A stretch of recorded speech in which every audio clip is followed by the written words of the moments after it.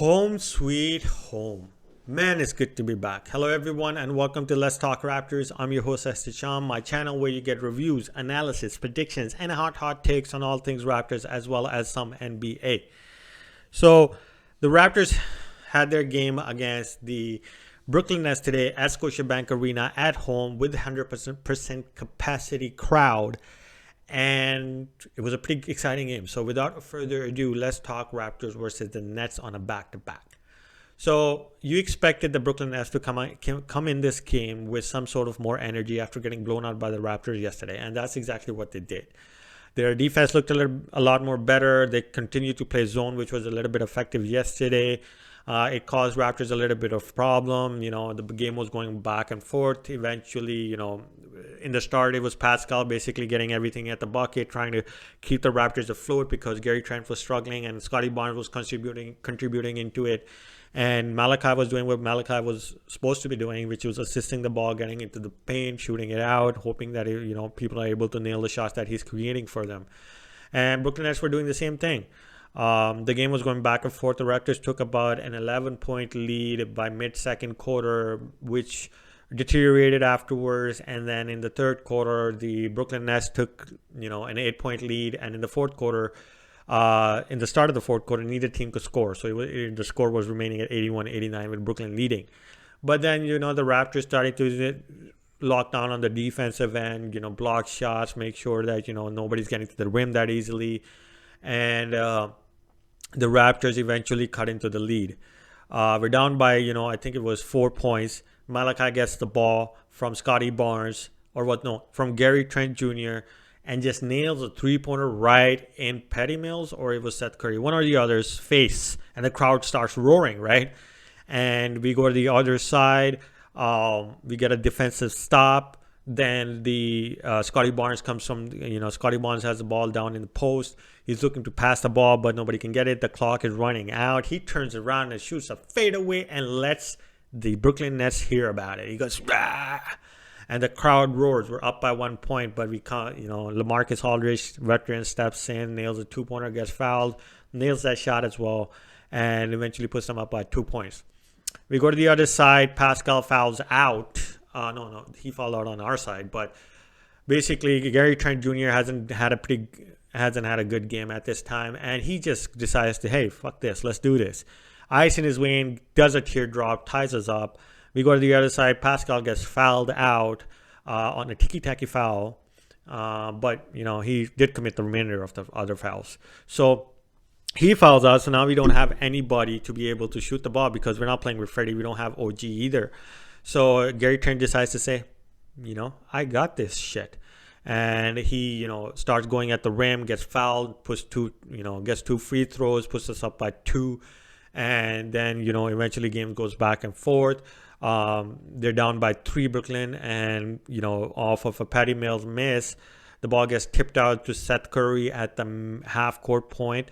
And he just nails a three-pointer straight in our face and ties the game up. But Gary Trent says, hell no.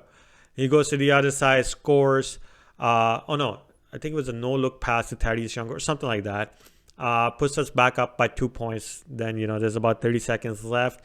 Seth Curry gets a mid-ranger to tie the game up. And basically, we're up by 2 at this point. And Gary Trent plays great defense on him. And eventually, Scotty Barnes says, get that garbage out of here. Just smacks the ball right out of Seth Curry's face, out of bounds. Then gets a rebound on the missed shot on the possession. Gary Trent gets fouled. Goes to the free throw line, ices the game, puts us up by 4 with about, I think it was 18 seconds left. They come down on the other side. Patty Mills gets a quick 2, but then they have to foul us again. And they end up fouling Gary Trent, who goes back to the line, nails his 2 free throws with 10 seconds left on the clock. And the Raptors win that game. Icing Gary Trent's freaking wings, man. This guy is clutch. And so is Malachi. Malachi's come doing pretty well. And the Raptors win this game by 1 point because at the end with like 1 second left, James Johnson just throws it up, it goes in, and it didn't really matter. Win is a win. So the Raptors pull out a back-to-back very important game against the Brooklyn Nets because that puts us up, I think, about 3 games ahead of Brooklyn Nets because we played 2 less games than them.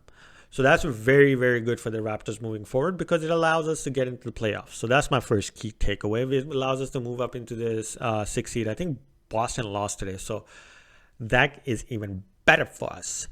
The second key takeaway I have is, guys, it seems like our bench unit is finally figuring it out. I think Thaddeus Young is, he has the corners covered. He can nail the 3-point shot from there, but he's also good with the ball handling. So he's able to cut to the paint, get the ball out to the other guys if needed be, and get us, keep the offense moving.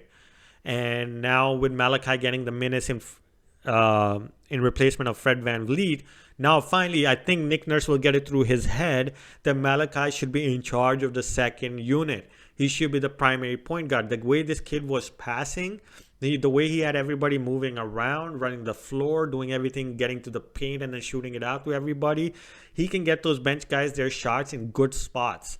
And if you pair him with Freddie VanVleet, you can play Freddie VanVleet off the ball, and if needed be, Freddie can assist just as much as Malachi can. And Malachi's mid-range is looking good. His 3-point shot was pretty good today.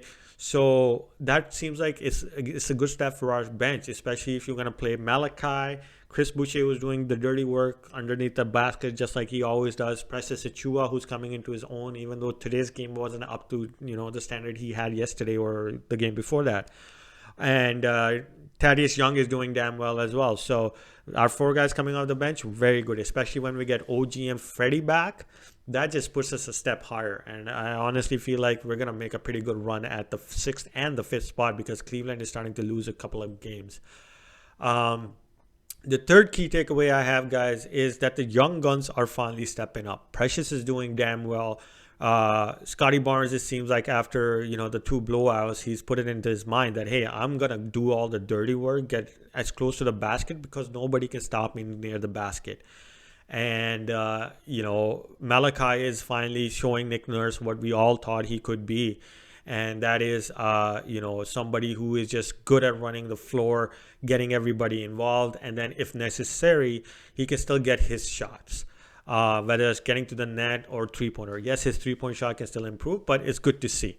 So the young guns are stepping up, and the Raptors' future looks pretty nice, even after Pascal and Freddie, which is a long way to go. The last key takeaway I have, guys, is then the home crowd is damn important.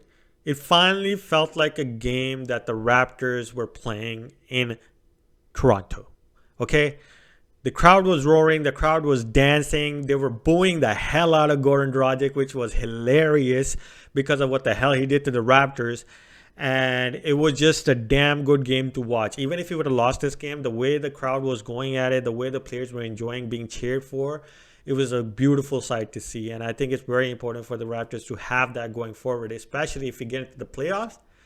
If we've been desperate for our team to be, have our team at home and for them to be in the playoffs, this crowd is going to be roaring and teams are going to feel the arena shake by our cheers. So that was very, very good to see. The highlight play today, guys, I got to give it to Malachi Flynn. It's no dunk. It's none of that shit. It was just this sweet, hezzy move where he dribbles off of his left hand, just makes LaMarcus Aldridge think he's going to go left, then just, turns it around and then lays it up. And that came in the first quarter, but damn, it was a beautiful move, and it had everybody just go, ooh, damn. One of those ankle breaker type of shit.